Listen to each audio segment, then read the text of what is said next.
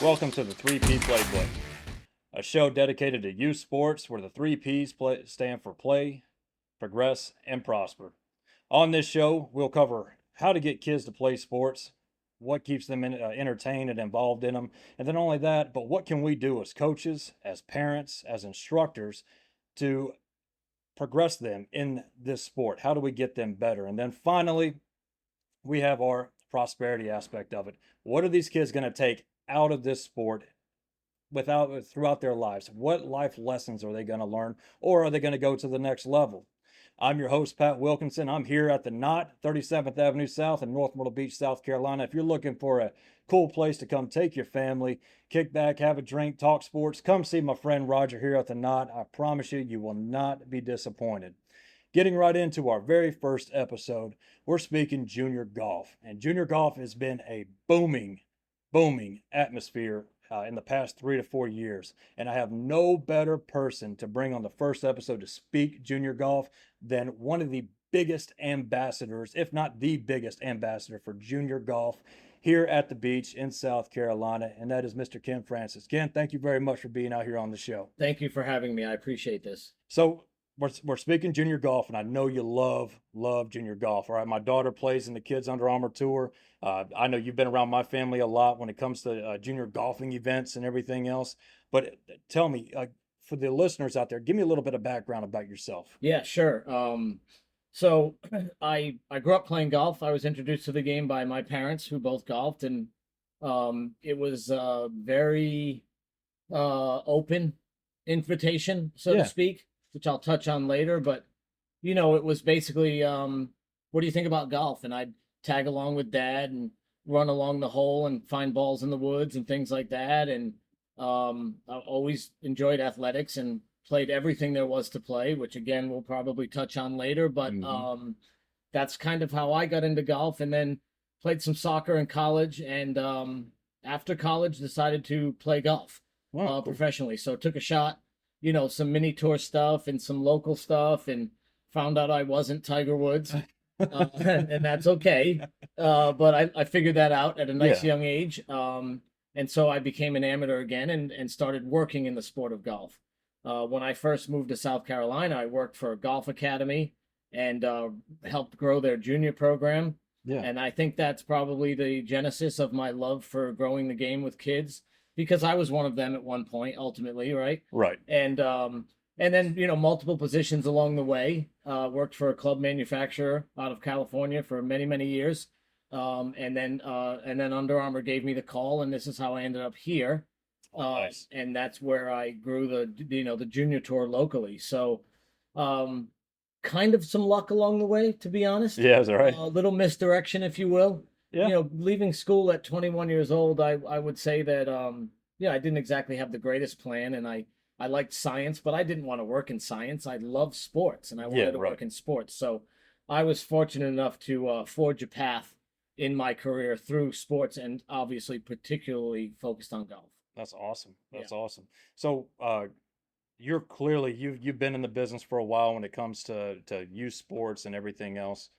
Tell me about the Under Armour tour. All right, how first off, you said they gave you a call. What's your Yeah. history with Under Armour? Because I love Under Armour. I think half of my wardrobe, if not 3/4, is nothing but Under Armour. Yeah. Yeah, go ahead and tell me I about love hearing that, of course, and Yeah. we get that a lot, especially from people in athletics who are driven by performance and durability. it. Yeah, right. So, I was working for a club manufacturer and got a call from Under Armour. It was a recruiting call.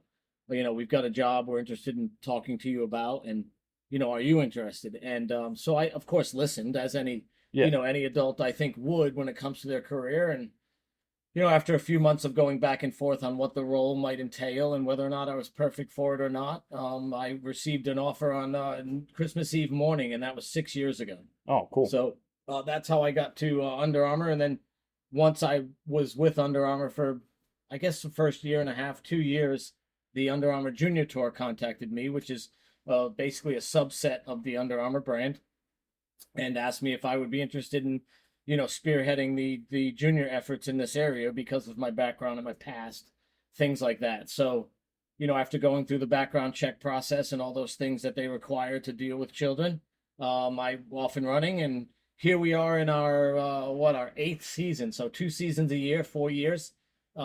It's That's how it happened, and it's been for not just myself, honestly, but for my relationships with the parents and the kids, and even my wife's relationship to the kids in the junior tour. Incredibly rewarding. Yeah. I can't speak highly enough on that aspect, and I try to target that in every speech I give because at the end of the day, I'm not hitting a shot on this tour. Right. There's Right. not one single ball going in hole because of me making a 1 foot putt. Right. But in involving these families and these kids into the sport in an environment where they can have fun, feel safe, compete, and make friendships, it's everything. And I can say personally because the kids Under Armour tour was the first organized golf that my daughter Ava played in, and she started when she was 7, I believe, maybe just turned 7, but she's been playing in it, and she qualified for. Just first and foremost, I got to say the progression that I saw with her being able to play with girls that were, and it was a fun environment. Yeah, You know what I mean? So like that's huge. so she was playing with a couple girls that they were all about having fun. They weren't beating themselves up about their score and this and that. But for that age group in particular, they moved the tees up a little bit, give them a chance to make good scores and everything else. But it teaches them essentially how to maneuver that golf course and understand that, hey, look, all right, so this is your second shot. Let's see if we can't get it on the green. Maybe we can get a birdie here, this and that. But we have the ceremonies at the end of every round where we got medals that are given out. And I know you put a lot of energy into it, which definitely everybody else feeds off of. And Good. And I remember because I didn't at first. I thought that the girls and the boys were included in it's 6 to 8, is it? Or For the lowest age group, it's 6 to 8. Yeah. Correct. Yes. So Ava's first event, I thought the girls and boys were included. So, we get done, and Ava didn't play bad. She shot the top of the girls there. She ended up putting the lowest score, but she didn't necessarily beat all the boys.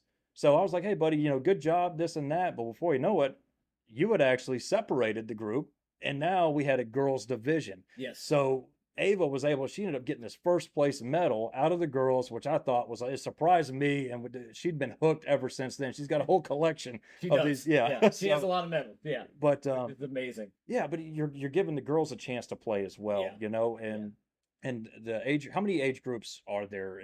Yeah, there's 4 age groups: 6 to 8, 9 to 11, 12 to 14, and 15 to 18, which is predominantly dedicated. I should say dedicated, but it's predominantly consumed by varsity and junior varsity golfers in high school. Yeah. But back to what you were mentioning about Ava's first experience and the girls being separate from the boys.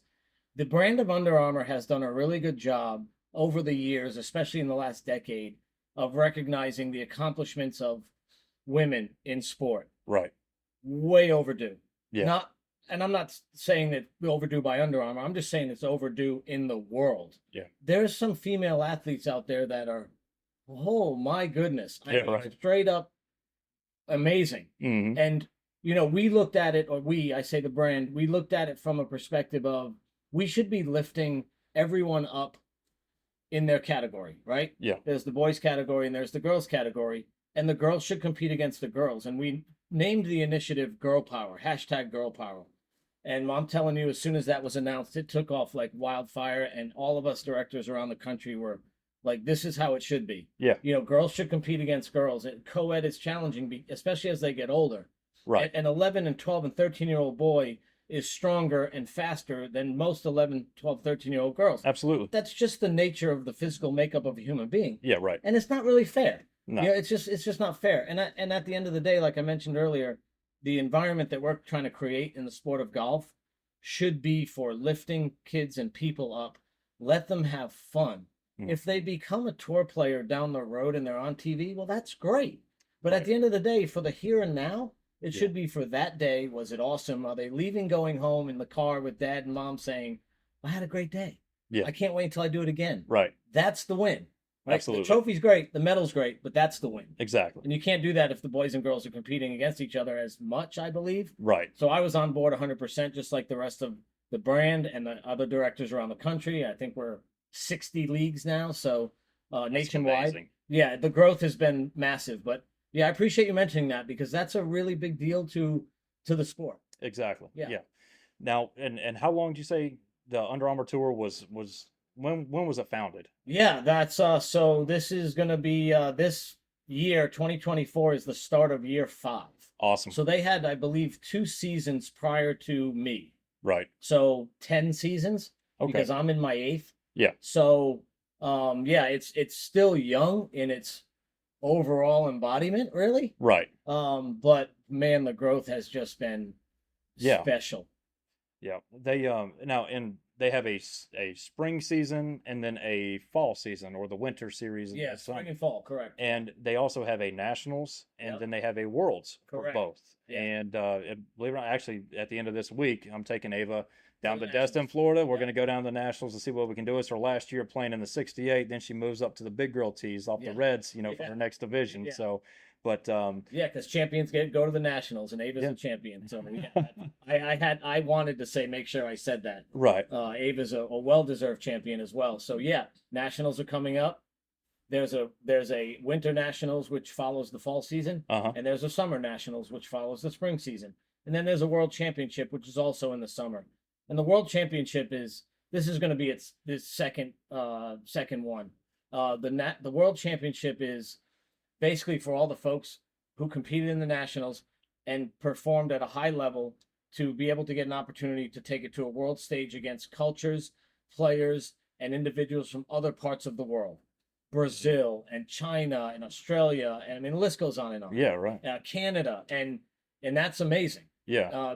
Not necessarily just for the stacking up against other kids around the world aspect, but again, forging friendships, Absolutely. building relationships with other parents and other kids. The trophies are great. I can't say that enough, but the win is the relationships. Right. And at Worlds, you get a little bit more exposure. Yeah. I think the player that won her age group last year was from São Paulo, Brazil. Oh yeah. Spoke mostly Portuguese and very little English, but now they're friends with kids in the Carolinas and Florida and Michigan and all over the country. It's really cool. Yeah. Yeah. Yeah. And so they have the nationals, they have the worlds. Now during the normal season, I know we just came out with the roster for this year in the spring season. How many golf courses do we have? And especially talking golf at the beach here, I know we've been able to play at really, really cool places. Yeah. And I've actually been jealous because I'm on the bag, caddying for Ava. She gets to play, but Flinging the stick. yeah. Yeah, there's obviously here in Myrtle Beach we have a tremendous amount of golf courses, close to 90 if I'm not mistaken. Mhm. We've been very fortunate to have the relationships with golf course owners and professionals and GMs and directors of golf, obviously, to be able to take us in Right. and give us a hug and say, "You're welcome at our place." So in a season, we need to play 6 9-hole matches. This particular season, 2 of those are going to be 18 holes, which is now a newer feature of the tour. Yeah. We find that to be an advantage in the scheduling sense. Right. For not just our end, but even for the parents, where instead of it being 6 separate weekends, now it's 4 separate weekends. And if you're going to be at the course anyway for 2 hours, why not 4? Right? Yeah, right. So that's been a nice little change. But the ability to get a golf course in the spring and the fall in Myrtle Beach is really challenging. Oh yeah. Right? There's a lot of tourists in town, and they're enjoying our weather, and they're here on their golf trips, and that's what our golf environment is driven on. That's amazing. Sure. Yeah, right. It just makes it a little more tough, but we've been really fortunate, lucky, and ultra thankful to have these people say, "We can give you a spot. It's this day, it's this time. Come on out, bring your tour, and do your thing," right? Right. And so ultimately, I hope that continues. We've been fostering relationships for many years, me specifically, as well as our brand. Yeah. And even the junior tour. And like you said, I mean, shoot, our lineup last season was unbelievable. I mean, we had 4 of the top 5 golf courses in the area on our list. Mm-hmm. And that was great. We have another great lineup for this coming season. We're very, very lucky. And getting golf courses is, it's a love and hate relationship. It's what's needed for the tour. Yeah. But it takes a lot of time, and there are some no's, and Right. and that's okay too. I mean, that's part of what Sure. we're asking. Exactly. But coming from the world of golf and the world of relationships in the sport of golf, when we can go to a facility, showcase what we have, the kids take care of the place and they all do the right thing, and we get in and out of there with a lot of hugs and a lot of thanks, and again, that's the win. Yeah, exactly. Trophies are great. I'll say that till the day I die, but it's other things that are the big win. Dude, and every event when we get done, you see kids playing with each other. You see them running around and this Yeah. and that stuff. You can tell that the relationships are there and they're being forged and everything else. And Yeah, for sure. and like even on the nationals level, you know, we were last year when Ava was playing in the national tournament in Destin, Florida. So not only that, but you get to go to Destin, Florida, Mhm. to go hang out over there. But so a lot of those parents, we were exchanging numbers, everything else. The kids had a great time playing with each other, regardless of how, you know, whether they played really good or really bad. But you can definitely see. So I can only imagine on the, you know, the worlds, you know, the types of relationships that are established out there. Yeah. Yeah, that's really cool. And I've been fortunate enough to watch that take place Right. firsthand, front row seat to families and friends who are now they're eating dinner with each other and they're seeing each other at events and they're planning other things together. And whether it's inside the sport of golf or not, because that is happening as well outside of just our platform, Right. they're building friendships. And kids nowadays, they most of them have a phone, so they're texting their friends, can you play 9 holes on Saturday, or do you want to go practice, or Right. do you want to go to the Taylor Swift concert, or whatever it may be, right? Exactly. And that's taking place regionally, nationally, and globally. Yeah. When a young golfer can be involved in something that gives them dividends and rewards outside of actually striking a golf ball, Right. you've you've picked up Oh, something yeah. that's really good for that young person. And young kids, they don't care if hanging out with their friends involves throwing rocks in a river, right? Or Yeah. Exactly. tossing a frisbee around a pool, or batting a beach ball, or whatever it may be. It's what takes place at the end of our events as well. And kids are running around on the grassy areas. And there's no truth to the rumor that the coach Kenn has jumped in on some of those events as well. Sure. I've Oh, yeah. little bit of wiffle ball, various things, and tossing a football. So Yeah. that's really all cool to watch. And I I get the best seat in the house, Absolutely. which is pretty cool. Yeah. Yeah. So, like I said, here on the 3P playbook, all right, we got the 3Ps.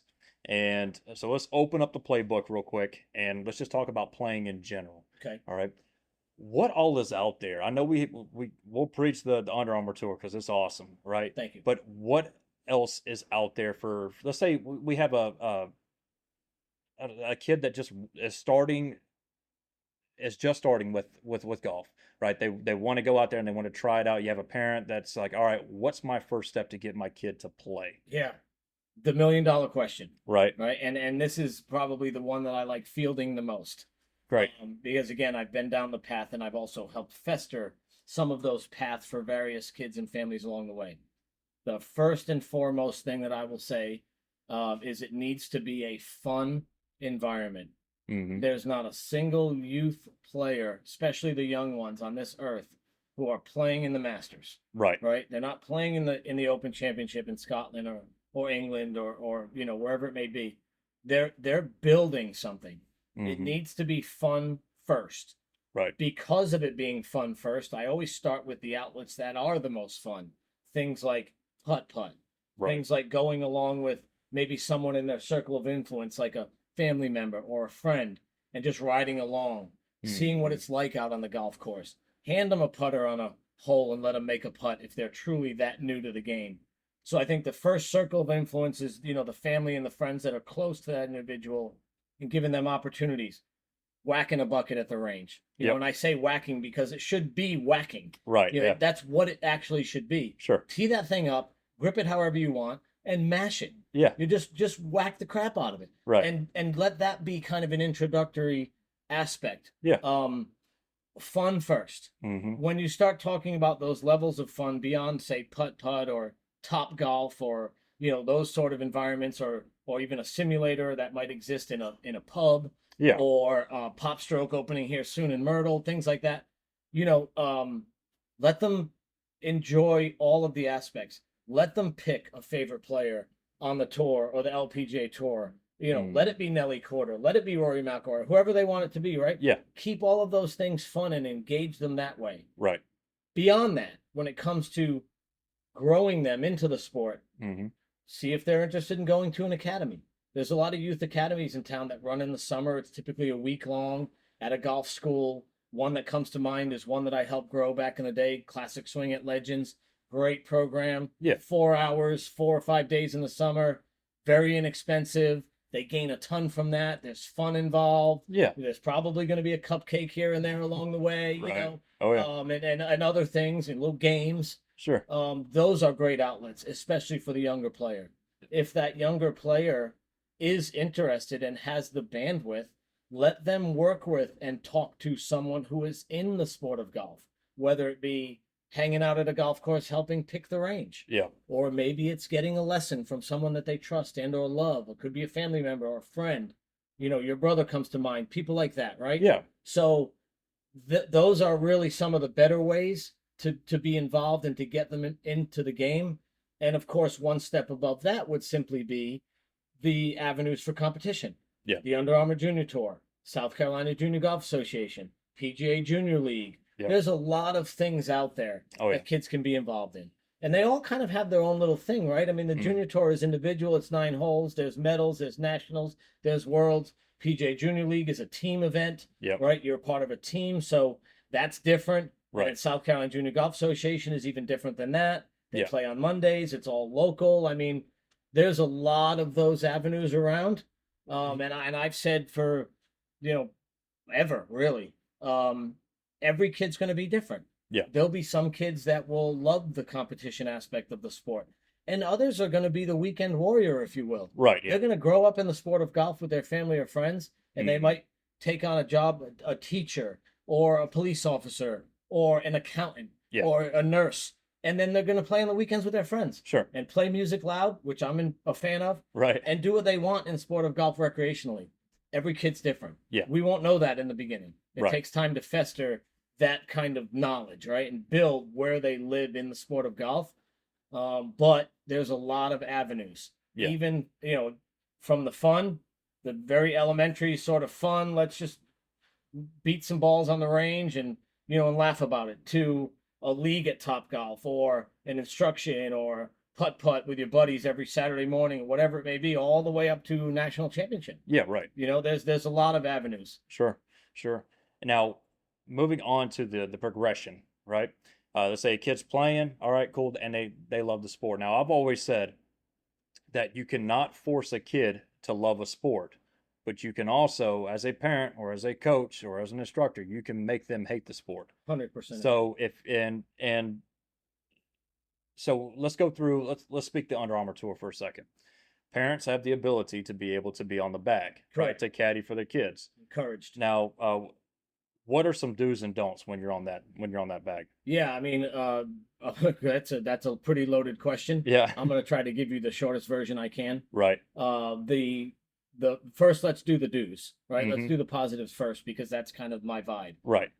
Do create a fun environment for that child, right? Yeah. Do make friendships. Do encourage even the wrong things that take place, because the sport of golf is really hard and it's ultimately individual. Yeah. Right. So the player is responsible for everything that they do. Even if caddy, dad, mom, brother says, hey, we should hit a 7 here and it should have been an 8. The player is ultimately responsible for the outcome. Yeah. That can be really challenging, but always have the encouragement aspect in the do part of your question. Right. In the don't part of your question is really one thing that stands out to me: limit expectations. Yeah. And I've recently spoke on this. I've had a lot of conversations about this in similar platforms to your podcast, but expectations are killing the sport of golf with kids. And a lot of times it comes from an actual number. We gauge their play on numbers. Right. You know, what did you shoot today? Okay, I shot 40. Well, that's good for first. Well, what did you shoot today? I shot 35. Well, sadly, 2 people shot 34. You're in third. Right? We gauge it based on numbers, but the expectation of shooting a number is the cancer of the sport. Yeah. And I hear it all the time. A young player will show up.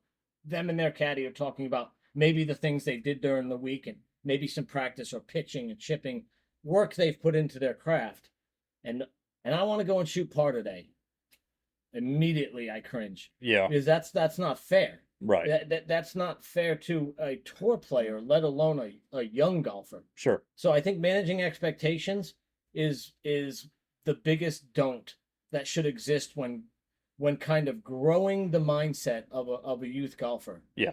let everything take place shot for shot, because this is a unique sport where a great shot can become a bad thing, Yeah. and a bad shot can become a great thing. Right. We've all seen it. Yeah. We've seen a terrible shot bank off a tree Yeah. and end up a foot, or maybe even in the hole or whatever. Yeah. Or a player hits a rake by a bunker, it pops it up and it's on the green, they roll it in for birdie.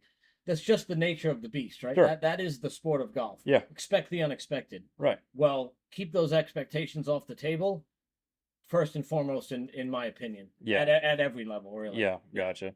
So after a round, let's say if you did need to work on something, right? How do you approach that? Let's say let's say Ava's age. All right, so we're talking an 8-year-old. Okay, and I'll give you an example of this. First and foremost, before I get into that, us as parents and as coaches, instructors, or whatever, we got to be mindful about the example we're setting as well. And I'll say this because me and her were out playing one day, and this was right before we went and played on just one of our normal events with Under Armour, and I missed a little 3-footer.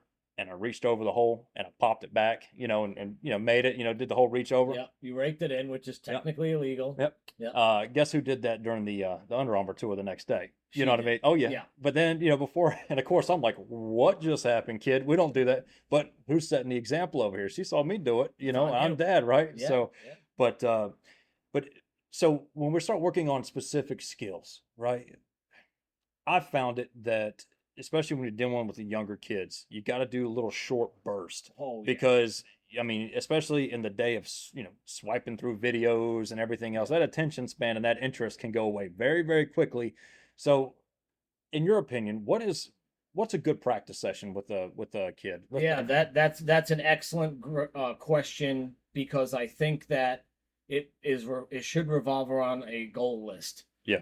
Every player, even at Ava's age 8, and others like her or even younger than her, there should be some sort of layout for goals. And it doesn't have to be a thesis like I had to do to get out of school, right? Yeah, right. It should be short and limited, but it should have 4 or 5 things that will grow over the years, right? And why I think that is important is because it gives a player the opportunity to have a tracking metric in their game. Gotcha. Always create a goal-oriented list, and then work and build and mold it as time goes on. But the most important thing on that list should always be the short game. Yeah.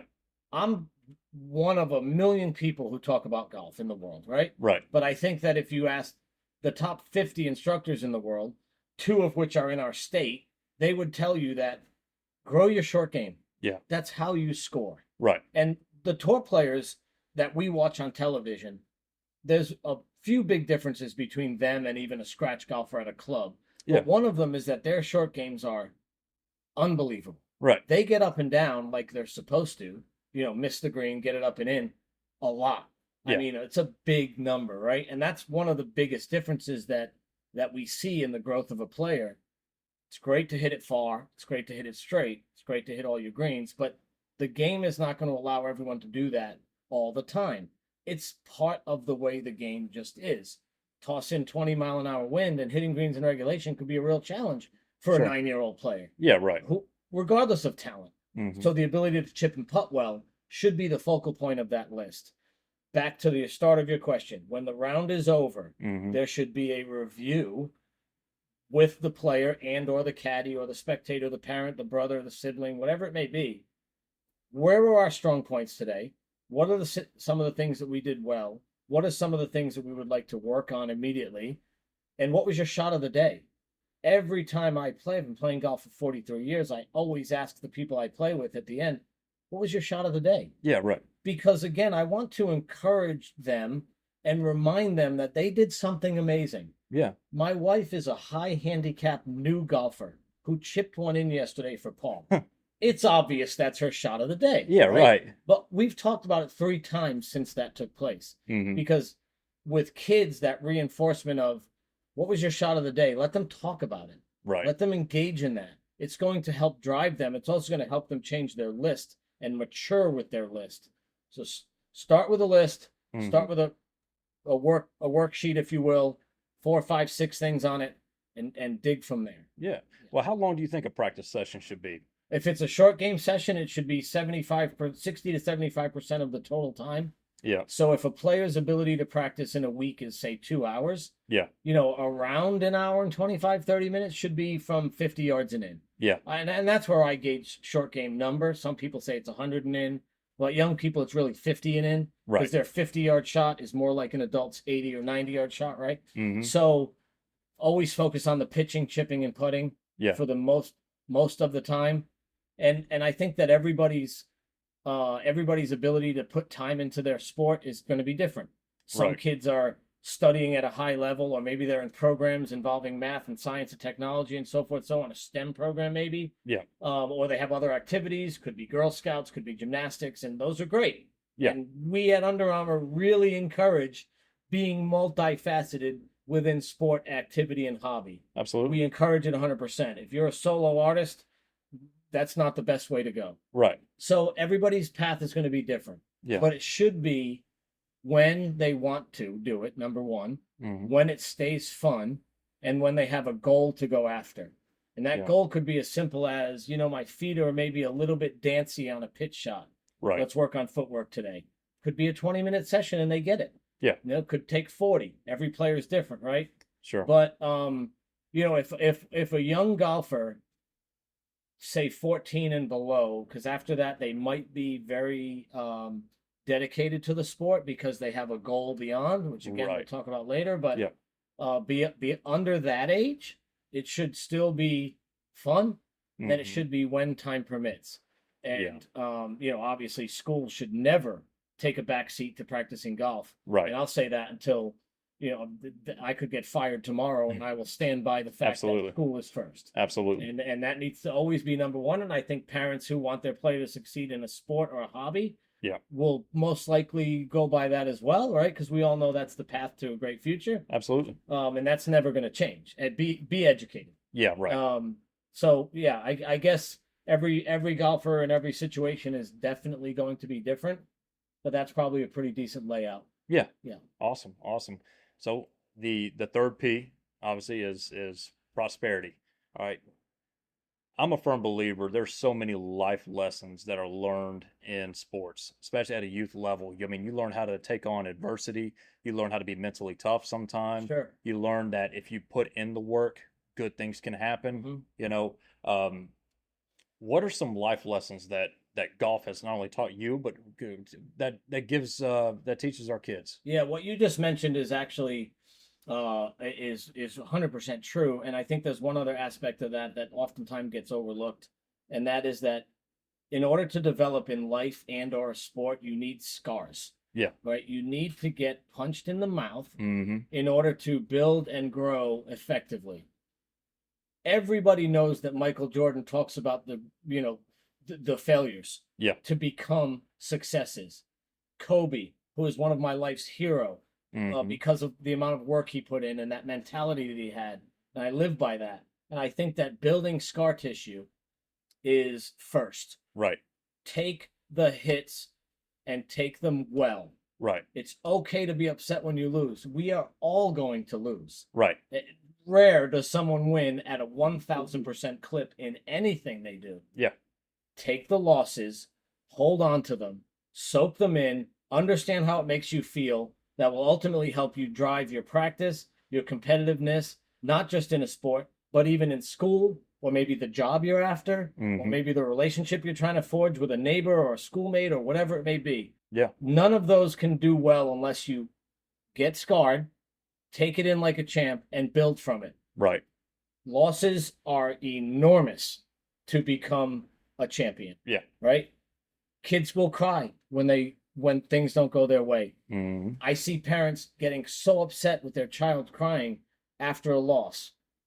In a perfect world, would they not cry? Because who wants to see someone cry? Right. I feel bad for them innately. I do anyway. Right. But it's okay. Yeah. Their emotion is their emotion. Let it be their emotion, right? Right. So, back to the start of your question. If you're going to prosper in sport and in golf especially, get beat up, get knocked down, get your butt up, and then chase something different.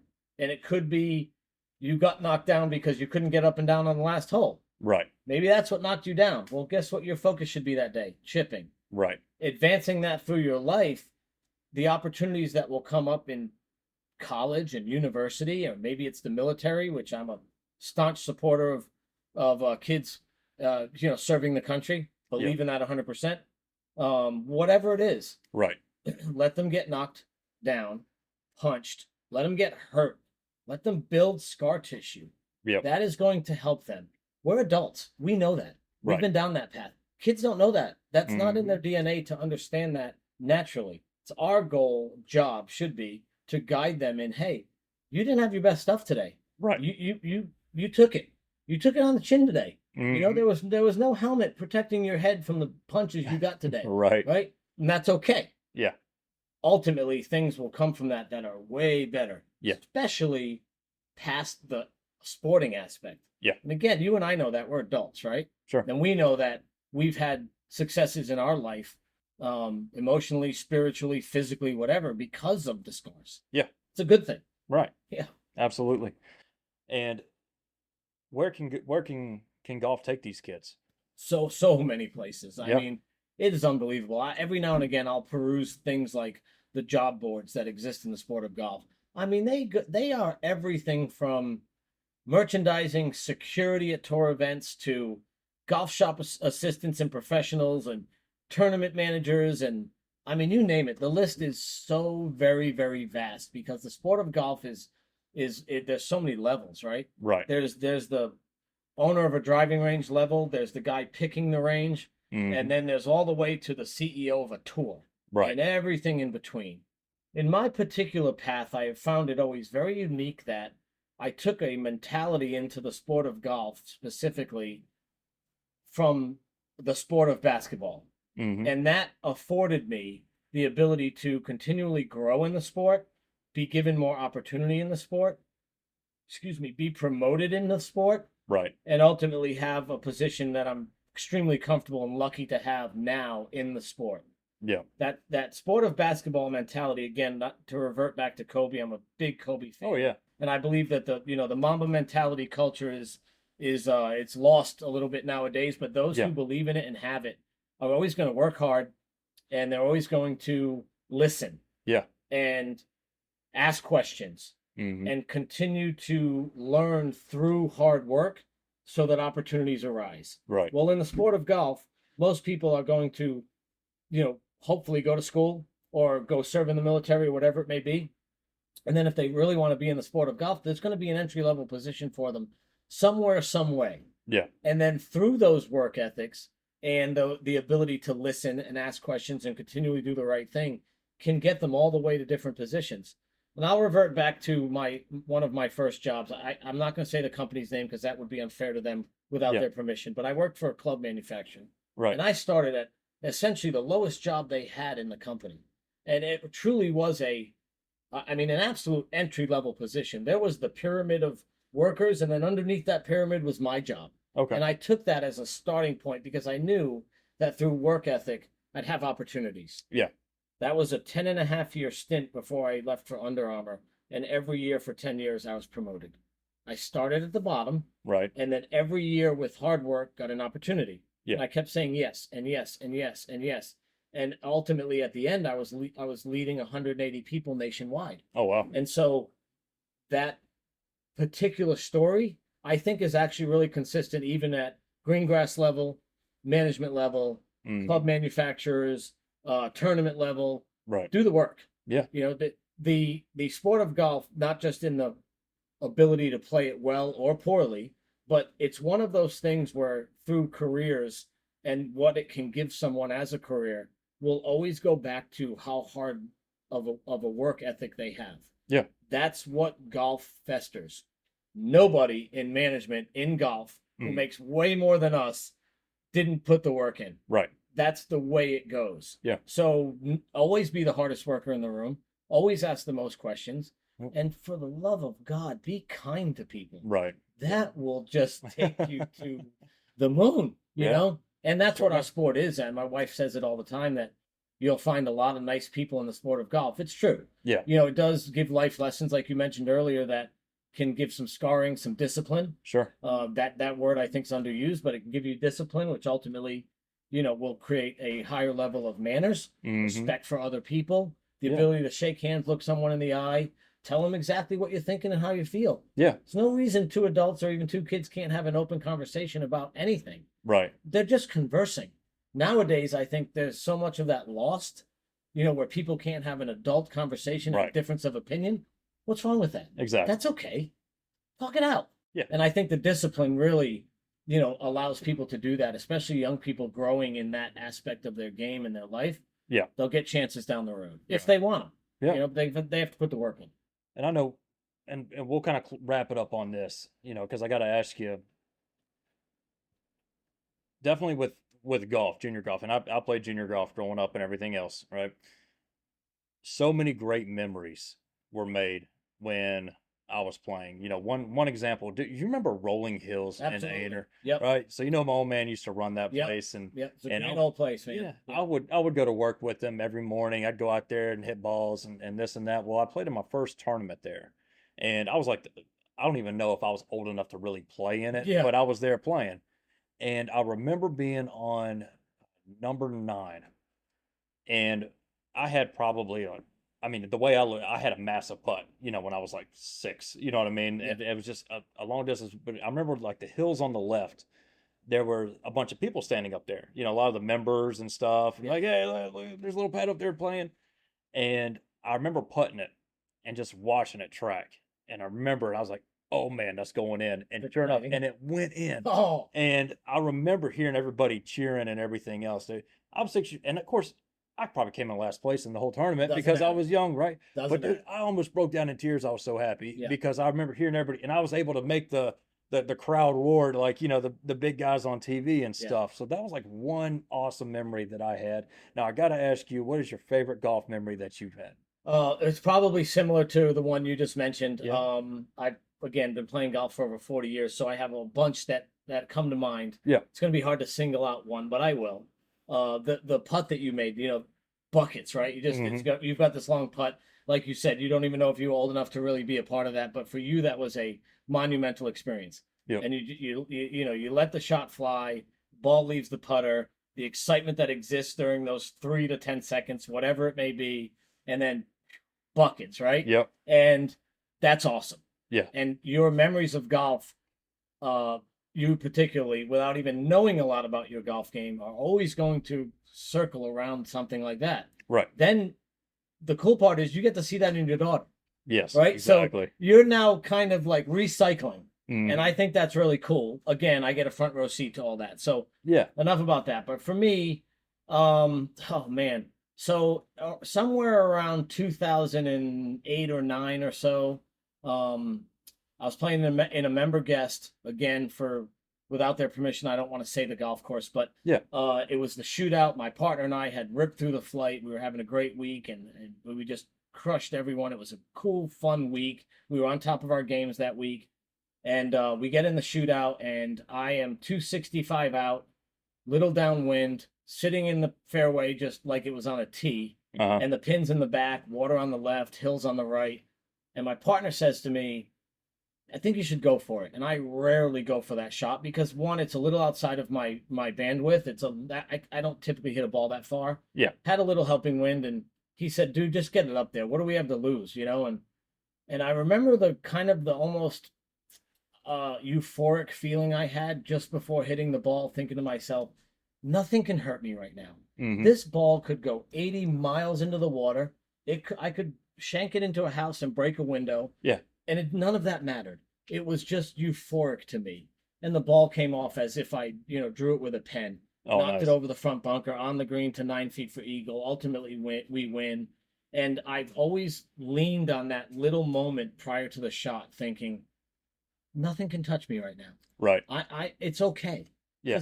It's still golf. I'm having the time of my life. My partner and I have enjoyed a great week. I've made friendships. We're just living it up. Yeah. It doesn't matter where this ball goes. Right. And it I think actually helped the shot. So I would say that's probably, one of my fondest memories. I have many, but witnessing people hole-in-ones, things like that. But I think that one for me, because of the ultimate emotion that it brought out Yeah. was big. Right. And then, you know, back to you, if I may, before Yeah. we wrap. You know, I mean, you and I have got to know each other pretty well over the years, and what you're seeing with your daughter and her peers Mm-hmm. in junior golf is, man, I mean, it's just gold, right? Yes. Oh, absolutely. And my wife and I get to see the smiles on the kids and the parents after every event, and the tears too, obviously. But Yeah. you know, at the end of it all, there's a great movement existing in youth sports and youth golf. Yes, sir. I'm lucky, very lucky, to have a front row seat.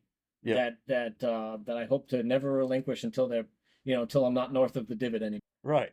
Perfect. Perfect. Now, for those listening, if they want to sign up for the Kids Under Armour Tour, right? What's the process for it? Yeah, thanks for asking. So if you go to the website, which is uagolftour.com, Mm-hmm. you can break it down into your area. So not just for Myrtle Beach, but for any region that you're in the country. You go to the state, see if there's a league in the town you live in or nearby, and then you click on that page, and it'll show the schedule, the dates, and where it's going to be. It'll lay out the entire season for them, and then underneath that will be a banner where they can register. Oh. After that, it's very self-explanatory. I will say it's easier to do from a computer or an iPad than a phone. Yeah. But that's basically the path. The uagolftour.com site is full of great wins and great stories and some awesome photos and the All-Americans, which we have one obviously in Myrtle Beach. I think that's super cool. But that's the place to go to gain the information. And then, you know, again, to be fair to our friends in a different tour, who we love and admire, the South Carolina Junior Golf Association. Yeah. They have chapters all over the state. Mm-hmm. The one here is called the Hootie. Yeah. And so you can go to their page as well, scjga.com, and similar situation. Locate your region and see what, you know, what's going to be taking place upcoming, and that's a summer tour, by the way. Yeah. But you know, they're our partners in the sense of we all have the same mission, right? We want to grow the youth game. Absolutely. So uagolftour.com, scjga.com, get involved. All right. Well, guys, that's Mr. Kenn Francis. Man, I really do appreciate you being out here, being part of this first episode. Obviously, man is very passionate about the game, especially youth sports. Remember, check out the website. Be part of this growing movement that's happening. You know, get invested with youth sports, and don't forget the playbook. All right, like I said, keep it fun. It's all about fun. As soon as there's the fun's out of the equation, kids are going to shut down on you. So thank you for tuning in, and we'll see you next time. Thank you.